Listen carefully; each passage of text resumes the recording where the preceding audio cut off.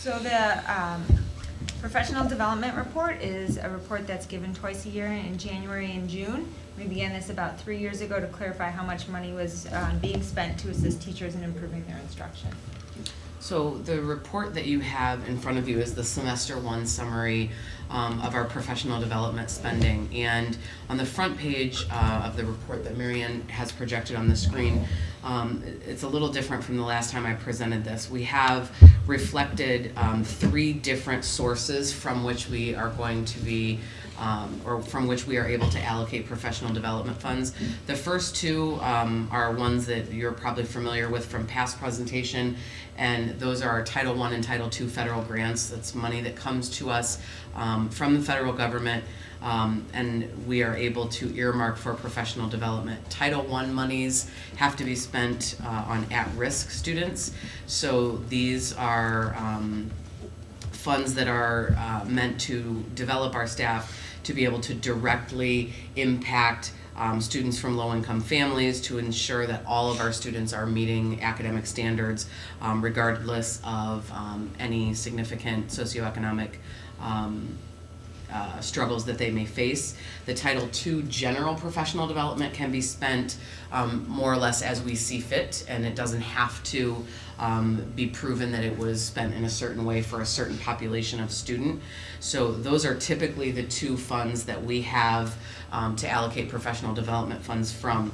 I'm going to skip the unclaimed tuition reimbursement just for a second so I can give you some highlights of what we've done with the Title I and Title II money so far. On that first page also you'll see that the Title I money, we have all of it earmarked, $1,593, and that was all we received from the government this year.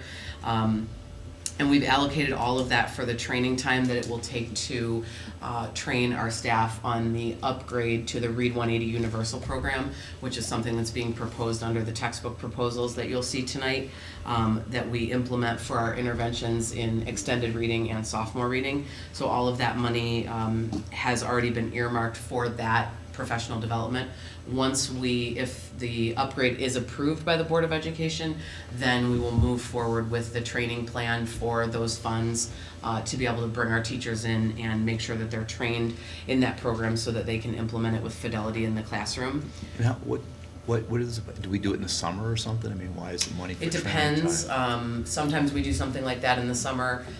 We have, in some cases, trained staff during the school year. More than likely, since Read 180 is something that's coming through for the next budget, it'll be something that goes in the summer because it'll have to align with the fiscal year. So that's why we have that money ready to go for that time in the summer. Thank you. On the second page of the report is the outline summary of the way that our Title II monies have been spent to date for first semester. Everything that you see with a regular bullet point is something that has already taken place. So our staff has already had taken advantage of that professional development opportunity. Anything listed with the arrows is something that is coming either in second semester or in the summer.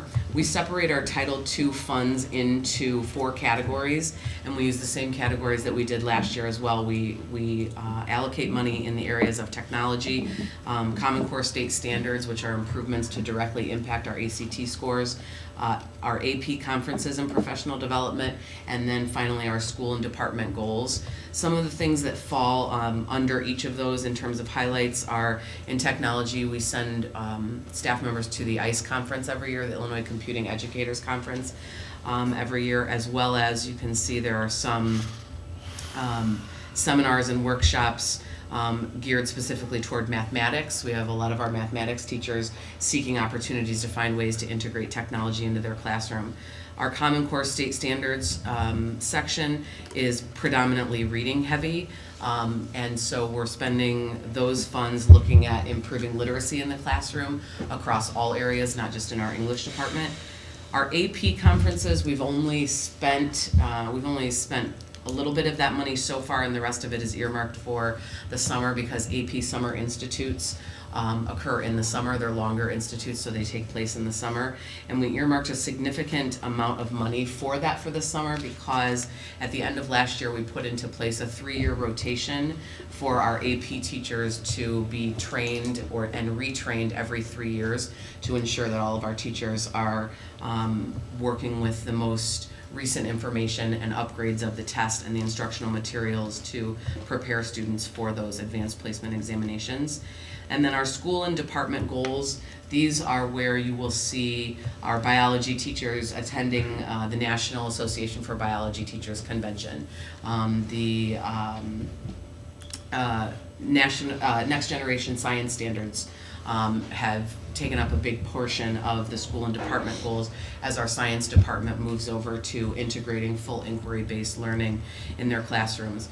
You'll also see several national conferences in our fine arts departments in our both music and visual arts there. Our driver's education teachers go to conferences each year, as well as our teachers from our wellness department. This is the opportunity for teachers to be caught up on the most pertinent and up-to-date and important information in their specific disciplines, working towards bringing their departments up to the most recent information and best practices.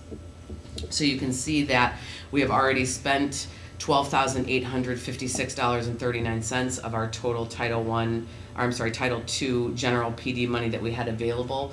We were just under $18,000 that we received from the federal government in those funds.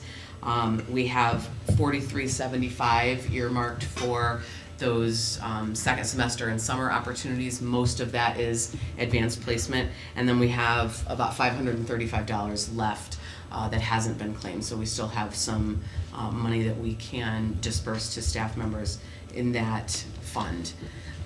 Back to the front of that page where I added another section of professional development funding, and that is the unclaimed tuition reimbursement fund. It is Article 13, Section 6 of the collective bargaining agreement between the district and the RBEA. After the March payment of tuition reimbursement to staff, the administration will seek to apply unused tuition reimbursement dollars to staff development initiatives for the remaining months of the given fiscal year. So this is something new with the contract. So we are still working with Dr. Skinkis, and Kristen and I are looking at how we are going to allocate those funds and what those funds will look like, how much we will have out of that pool for tuition reimbursement. So on the very last page of the professional development summary, in the section for the unclaimed tuition reimbursement funds, we don't have a total of what that will be yet because that hasn't all been calculated. We have already earmarked approximately $3,000 because also part of the new collective bargaining agreement is for the instructional coaches to go through the training modules for evaluation. They haven't released that price yet for us, but in the past it has typically been $500 to be able to go through that training. So we've got an approximation of funding earmarked for that, but we're not positive what that will be. And then for whatever remains of that pool of money, that's what Kristen and I are working with Dr. Skinkis to put a process into place to disseminate that money so that we can use it towards staff development, because we have a very small window that's going to work, because when we get it in March, it will need to be used by the end of the fiscal year. So we have to make sure that we're careful with the process for that funding. Any questions? How much do we earmark $50,000 for tuition reimbursement, right? Correct. So a lot of teachers are going to school. I don't know how much we're gonna have. I mean, I don't have a guaranteed number yet. But based on what you know so far, there's only 3,000. No. Oh. No, the to left. 3,000 is just what we know that we're gonna use 3,000 of whatever we get to Oh. fund the instructional I coaches. So just after understood. March, when Yeah. we get the number, then we'll open a portion to staff. We're also looking at some training for the administrators and new instructional coaches to really maybe take a course or something together on evaluation so that there's some consistencies in what we're looking for in classrooms with the new contract language going into place. Any questions on this side?